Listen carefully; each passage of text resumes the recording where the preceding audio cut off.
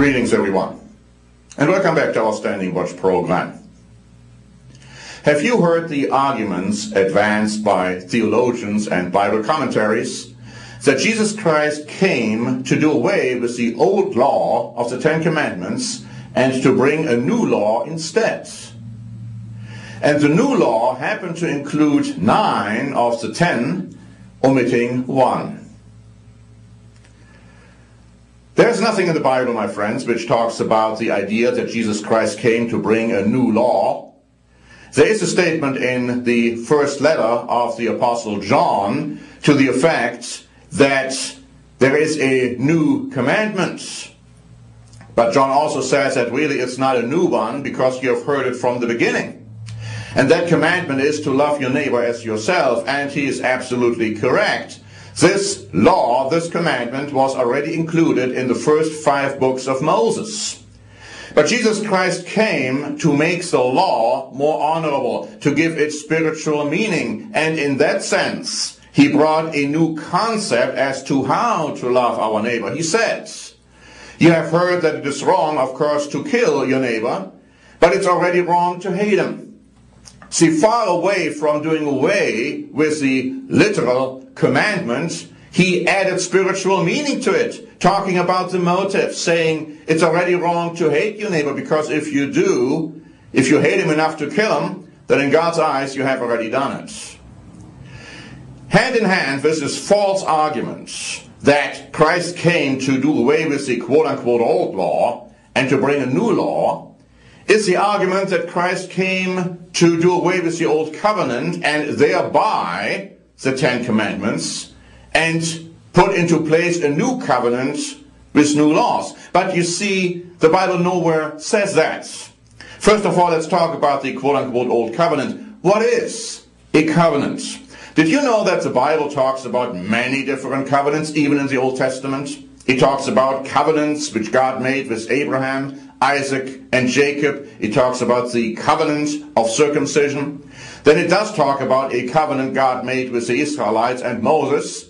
But then he made another one with the Israelites later, which is written about in the book of Deuteronomy, whereas the first one is explained in the book of Exodus. He made a separate covenant with Aaron and the priesthood. And then later we find that many kings in Israel made covenants. And a covenant simply is a contract. It is an agreement. And of course the covenant is based on laws. But the covenant doesn't bring laws into existence. It's the same with terminology today. I might say I'm going to sell you my car, and I base that contract on the law of transfer of personal property. And when you are unable to buy me the price, then we might tear the contract apart, we might annul it, rescind it. But in doing so, we don't do away with the law of transfer of personal property on which the contract was based.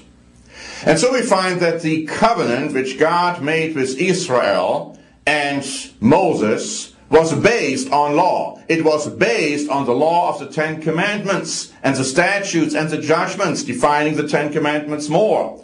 As I pointed out in previous programs, the 10 Commandments were in force and effect long before Moses. It was sinful to steal, to lie, to cheat, to commit adultery, all parts of the 10 Commandments. And so the covenant, the old covenant, was based on that law. And God said, and the subject matter of that covenant was, if you obey me, I will bless you. And if you don't obey me, I will curse you. And as we all know, ancient Israel didn't obey God. And so the curse of the covenant, as you read about it in the Old Testament, was upon them. And then when Jesus Christ did away with that covenant, if you call it old covenants, and when he brought a new covenant, that new covenant was still based on law, on the same law. The old covenant was based. You see, the covenant and the law are two totally different things. Now, theologians, as I mentioned before, are all confused about this, don't understand those legal terms. And so the covenant was torn apart, if you please, but it didn't do with the law. And the new covenant was made. It was based on the same law. Nowhere do you read that the new covenant was based on different or better laws. It talks about that it is based on better promises. For instance, Eternal life was never offered to the ancient Israelites. That wasn't part of the Old Covenant, but it is part of the New Covenant. But the New Covenant has conditions. And if you tell anyone that you can just disobey the agreement which God made with you when you became baptized and entered into the conditions of the New Covenant, then, obviously you haven't done your part and you cannot rely on God's promises for you. And so we got to understand, my friends, that the 10 Commandments, which had been in effect long before the Old Covenant, were not abolished when the Old Covenant was abolished. The whole idea, of course, has to do with doing away with just one. Because this concept, Christ came and brought a new law, which includes 9 but not the 10, excludes the Sabbath commandment. And you see, my friends, the Sabbath commandment, the fourth commandment, doesn't make any sense to the human mind. The human mind might agree with a commandment not to kill someone, not to perhaps even steal from someone, not even to commit adultery with someone's husband or wife. But when it comes to the Sabbath, it doesn't make any sense. Why would we want to keep the Sabbath? We just choose for ourselves what day to keep, and so we chose Sunday. But you see, James says if you break one of the 10, you break them all. And why Sunday? Simply because Gentiles, whom the Catholic Church wanted to embrace, already kept Sunday in honor of their pagan gods. And in addition, the Catholic Church was very anti-Semitic, and they wanted to get away from anything which was associated with Judaism, the way they looked at it. So it was a perfect scheme, if you please, to replace the quote-unquote Jewish Sabbath with Sunday, thereby embracing the Gentiles. But it's wrong. The Bible doesn't allow it. And God says that if you disobey me, the curse of the new covenant will be upon you, as it was in Old Testament times. It's a very serious issue, my friends, and you've got to think about whether you want to obey God or whether you want to obey the traditions of men. If you want to enter into life, Jesus Christ says, keep the commandments. And he also made a point very clear.